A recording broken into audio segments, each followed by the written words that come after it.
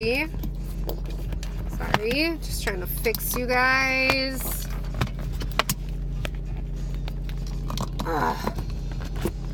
Okay, I got this really cool ass phone case, but my holder doesn't open that wide, I guess. I don't know. Okay, let's see. There we go. All right, cool. Yay! I got y'all situated. Good morning, everyone. You guys already know the routine. I am backing out of my driveway.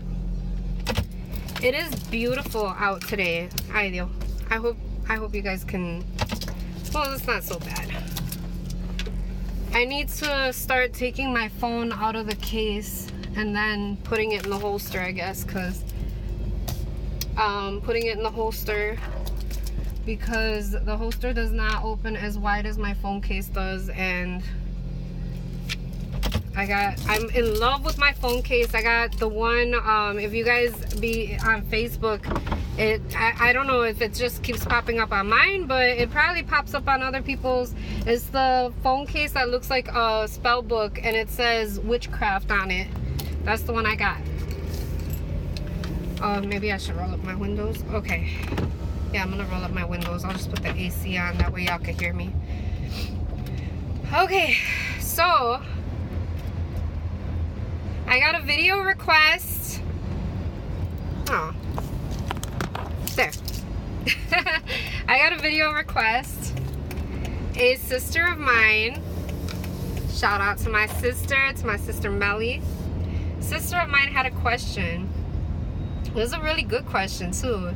I always love it when she has video requests for me because she comes up with some good shit. I'm like, yes, girl. So she had an incident that she accidentally ended up sitting on a mirror and breaking it. So she wanted me to do a video talking about mirrors, about this, you know, that how they say 7 years bad luck when you break a mirror. She wanted to see what my theory is on that. So I was like, well, you know, I haven't done a topic in a while. I'm like, the perfect topic for today. It's a beautiful day. I'm like, I want to do a video.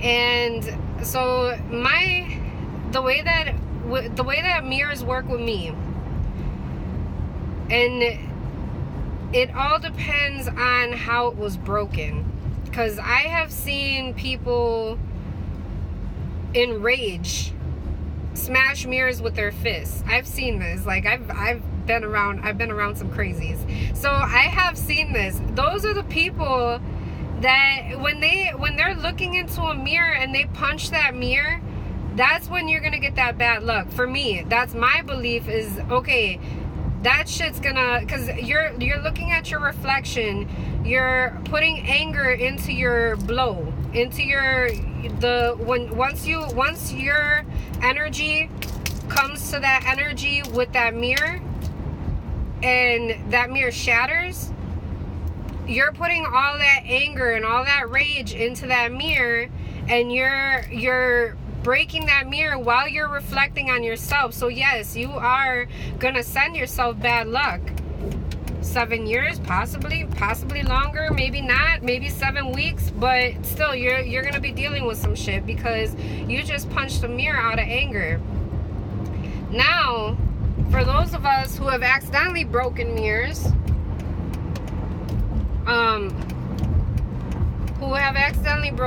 if it's on accident, don't worry, because you didn't do it. It wasn't intentionally. You didn't do it on purpose. You didn't do it in anger. Those are the kinds of mirrors that I save the pieces to those mirrors, because they're blanks. There's no energy tied into that other than you accidentally dropped it. Like my husband, he has accidentally broken 2 full body mirrors, you know, the long ones that you put on the door, because his wife I used to have the habit of taking the mirror, resting it against the wall, sitting in front of it and doing my makeup. and I would sit on the floor and do my makeup in front of the mirror, and then I would just walk away. Well, if he walked past and he's being clumsy, or he accidentally, you know, walks past it and it, like, he bumps it, then flop and then shatter, and yeah, that mirror is gone. But I would tell him, don't throw it out, save me the pieces, I'll use it for something, because that's a blank mirror. A blank mirror can be used for lots of different things, especially when it comes to self-reflection, or it comes to reflecting energy back to its source. You can use a blank mirror for whatever it is you want to manipulate into it. The reason why you can't use a mirror when you break it in a rage of anger, you break a mirror that you're reflecting yourself into. You're looking at yourself, you punch the mirror shatters. You can't use that mirror for something else, because that mirror, the last thing that it captured was you. So know that if you break a mirror in a fit of rage, you're gonna have some of that mirror karma come at you, and whatever you want to try to use those pieces of that mirror for, know that it's not going to have a good effect, and it's going to have your energy captured in it. You cannot use that mirror to reflect on somebody else, because the last thing that mirror seen was you before it was broken. So you captured your essence into that mirror, and then you went and you sent that anger into it. That's all that mirror knows. That's all that mirror has now, is that anger, and that last reflection it had was you. So you're tied to that. There are ways to get rid of mirrors that if you did break a mirror and you were reflecting in it and you punched it in anger, there are ways to rid yourself of that karma. But just like any workings, it usually does not happen right away. And a lot of times people have this thought, this idea that all they have to do is one spell to break something and it's gone. It don't work that way. It's something that you know, it could take time, depending on the situation. It could take some time for that karma to wear off, or for that for that binding to break, because you've binded yourself to a mirror when you do it that way. But like I said, if it was done by accident, I usually save mirror from accidental breakings, after it breaks on accident, I save the pieces, because that is a mirror that I can incorporate into anything I want. So I literally have like a big pickle jar of broken mirror, because if ever need be, I just pop that top open, take a piece out. Okay, this motherfucker needs some self-reflection, or I need to send this back to wherever it's coming from, or just whatever you want to use it for, whatever kind of spell work you want to use it for. Or you could also choose to just lay the mirror to rest. You could bury the mirror, and I would recommend that you bury it somewhere in the woods, something like that. You don't want to bury broken mirror or broken glass in your yard, because if you have kids or if you have dogs and they like to dig, you wouldn't want them to get cut by that. Or even if you like to garden, you planted a mirror or a piece of broken glass somewhere, and then there you go and dig in there and plant some garden, like some flowers or whatever, and then you go and cut yourself. So keep that in mind too. If you're going to get rid of the mirror, I recommend that you do it in the woods. You could bury it in the woods, whatever. But so that's kind of how it works with me as far as mirror karma goes. It depends on how it broke. But then here was the thing as well, is if you are asking, so say you're going through some times, right? You're going through some difficult times, some troubled times, you're stressed out, things aren't going right, and you're asking the gods and the goddesses, or you're asking your santos, or you're asking your ancestors to give you guidance. Why is this happening to me? Give me a sign. Tell me what's going on. Tell me what's wrong. What am I doing wrong? Blah, blah, blah. And you're speaking these words out to the universe. The universe hears us. The universe hears us. So when you ask for something, when you ask for a sign, when you ask for answers, it's going to give you a sign. It's going to give you answers. What you have to do and what your job is to decipher what it is that the universe is trying to tell you. It's like reading Morse code or like reading, what is that? How come it won't come to me? Braille. Reading Braille. You know, it's like a message that you have to try to figure it out. You have to feel it out. You have to look at the meaning. You have to look at the symbolism of what happened. So if I'm here and if I'm having, you know, a horrible week and things are going bad, and I'm telling the universe, give me some answers of what it is that I need to do to get this back to being good. And then if I accidentally break a mirror, after I had asked for some guidance, the universe is trying to tell me that I need to self-reflect. That's what the mirror represents. The mirror represents reflection. Start to self-reflect on your life. Start to self-reflect on the things that you're doing, the way that you're thinking, the way that you're being, how the world sees you as, and how you see yourself. And then whatever. So if that happened to me when I was asking the universe for a message, for guidance, and I accidentally broke a mirror, that means that I need to self-reflect because I'm my problem. That's basically what it is. Like, if I'm like, you know, universe, give me a sign, what do I need to do? Like, and then all of a sudden the mirror, like, I accidentally break a mirror, universe is saying, bitch, you're your problem. You're your problem. You're the reason why you're attracting all this stuff. Start looking at what it is that you're doing, and you can change everything around you. So that's what I would get from it if it was a situation that happened to me like that. But everything, it all has a different meaning depending on what happens before and how it broke, and you know, things like that. But that's my mirror theory.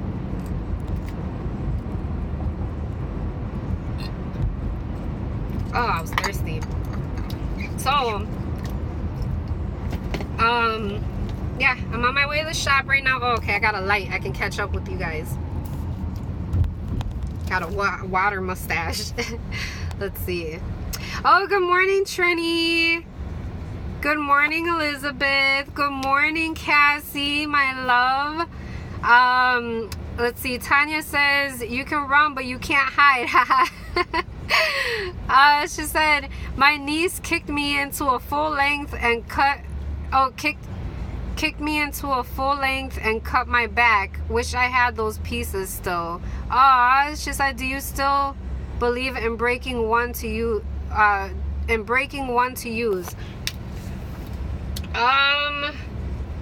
You know, with that, I don't know, like, I've never, I guess, like, I won't break a mirror. I don't know. I guess I won't break mirrors. I've never broken one. I've always had broken mirror to use, but I've never had to break one to use it, because I guess when something happens, like, for example, my husband dropping the full body mirror, when that happened, he's like, you know, sweeping it up, getting ready to throw it in the garbage. I'm like, like, no, I'm gonna use that. And then he goes, what are you gonna do with it? I'm gonna put it in a jar, and I'm gonna wait until I need it, and then when I need it, I'm gonna have it. So that's what I have never had to break a mirror for a certain purpose, but you could. I mean, you could do that. Like, if you really needed to do a spell for self-reflection, or to make somebody self-reflect on themselves, you could do it. I just haven't done it. But if I was gonna do it the way that I would do it, and the way that I would recommend, if you needed to break a mirror, I would recommend that you get a piece of black cloth. You want to cleanse the mirror first. Cleanse it. Don't look into it at all. Do not look into that mirror. Don't let it look at anything. If you have kids around you, if you have other people around you, do not let that mirror see anybody. cover it with a black cloth. When you cover it with a black cloth, then yeah, you could take a hammer, just tap away at it.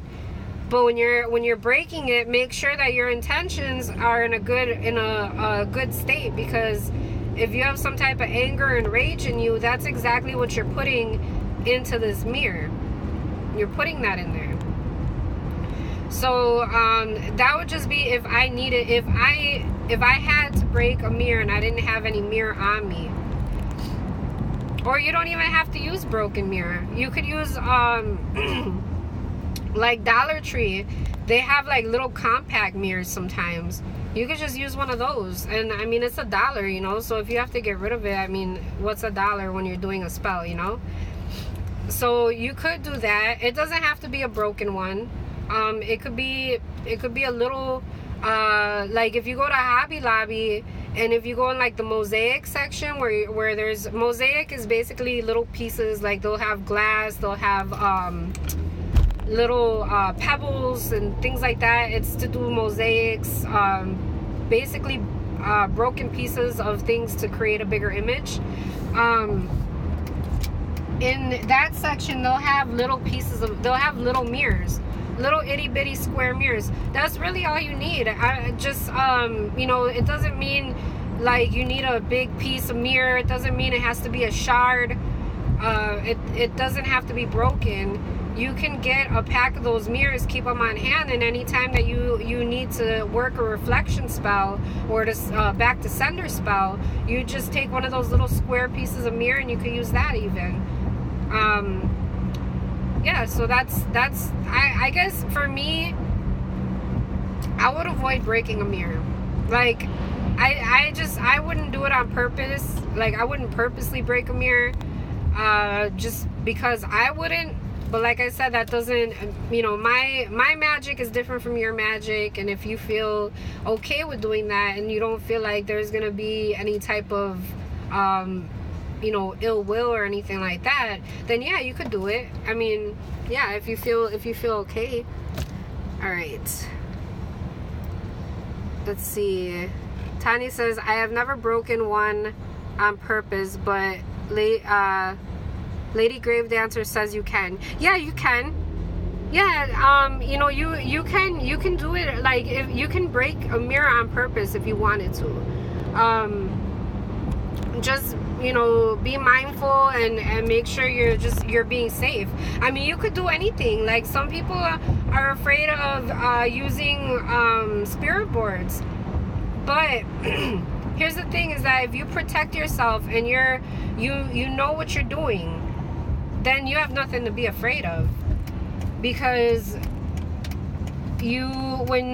and even when you're doing spell work, even when you're doing a certain type of spell, or when you're working with your tarot cards, you start to you develop a kind of like a routine of knowing how to begin and knowing how to end, and respecting what it is that you're using. So as long as you do those things, then you won't have any bad you won't have bad karma from that. I cannot stand when people park like this. Oh, all right. So I'm here at the shop, you guys, and all right, I'm gonna have to park across the street here at the shop. And it looks like, I mean, I'm wearing all black. I forgot to tell you guys, I'm completely in black because I'm doing cleansings today. So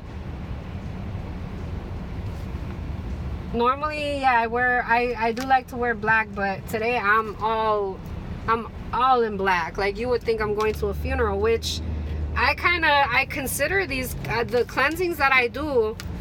I feel like I am going to a funeral, you know, because there's certain things that I'm laying to rest, and then there's certain things that I'm resurrecting,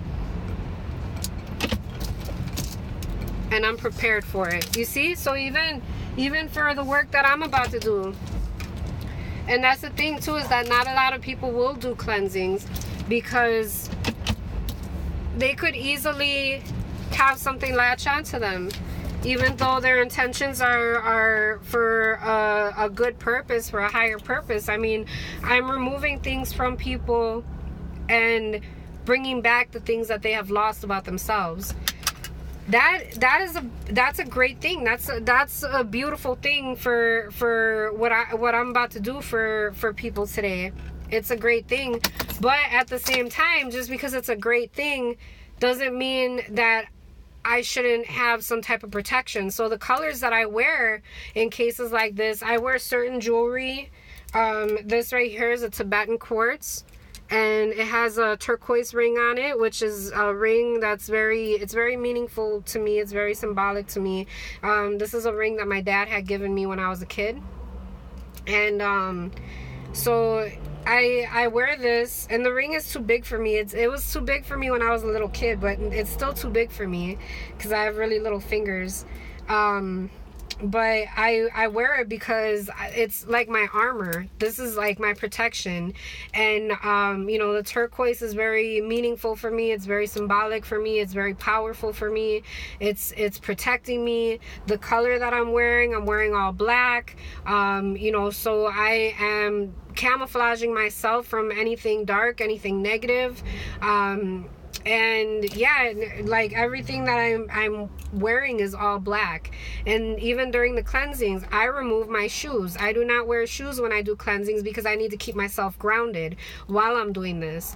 I'm basically going into a spiritual battle. So whenever you do anything, you always have to be mindful of how you're going to go about it. Before you just jump into doing a spell, make sure that you're prepared. Make sure you have everything that you're gonna need. Make sure that you have what you're gonna need to cleanse yourself before, to cleanse yourself after. Yeah, just, you know, it's preparation is a big part of doing any type of spell work, any type of magic, any type of energy work, whether it be something that you're removing or something that you're creating. Preparation is a big part of it. We have to prepare ourselves. So that's about it, you guys. Let me catch up with y'all real quick. Desert Siren, she said I'm late. Hello. I seen you. You're like, in that video that I did for Facebook, I don't like it when you're quiet. I don't like it either. It's hard. It's hard for me to be quiet. Let's see. Hi, Johnny Dragon. Oh, Moondance says great topic. Thank you so much. Let's see. Oh, Cassie says I always wear dark colors. It reflects negative energies. Yes, it does, Cassie. That's exactly why. I wear all black. Even my makeup, usually when I do cleansings, I'll use very dark colors, or even just a black eyeliner around your eyes. Black eyeliner around your eyes protects your eyes, are your windows to your soul. So when you wear black eyeliner around your eyes, there's a magical reason for that, and a lot of people don't know that, or they don't think of it like that. But you're creating a protective border around the windows of your soul. And that's just how when I put makeup on, I don't just put it on just because I think it looks pretty. I put it on with an intention. So when I put my black eyeliner on, I'm putting the intention that I'm protecting my soul. I'm protecting myself from being influenced by anything that I might see for the day, by people that might come in, by people that I'm gonna look. Because when I talk to people, I need to look at them in their eyes, because their eyes will tell me everything I need to know about them. They don't have to. I'll listen to the words, but while you're talking, I'm looking into your soul. So I do a lot of that, and people will know that, you know, when you come to see me, or if you've gotten to experience talking to me, having a conversation with me in person, you already know I stare into you like nobody's business. I stare into you like I'm trying to see the back of your damn head through your eyes. So yeah, but that's it, you guys. Tanya says, we love you, Nina. Enjoy your day. Oh, thank you guys so much. I love you guys. Thank you so much for tuning in. Thank you so much for riding with me today. It is a beautiful day wherever you're at. It has to be beautiful in some type of way, even if the weather is not accordingly. You woke up. It's another day that you're alive. Use this day for whatever it is that you want to turn it into, whatever it is that you want to accomplish for today. You can do it. You're worth it. Do great things. Not for others, but for you. So that's it, you guys. I'm gonna let y'all go because I have to get in there. I have to cross this busy ass street. You see this? All this traffic back here. I have to cross that street, and I hate crossing streets like this because I'm from Wisconsin. We don't do stuff like this. We're like, you know, I don't know, watching for deer and shit. And over here, I gotta watch for cars. I gotta watch for, yeah, it's crazy. All right, anyway, I'm gonna go because I gotta prepare myself. You guys have an awesome day. I'm sending you all love, sending you guys good vibes, sending you positive energy. And I will see you guys at the next video. I'll talk to you later. Blessed be.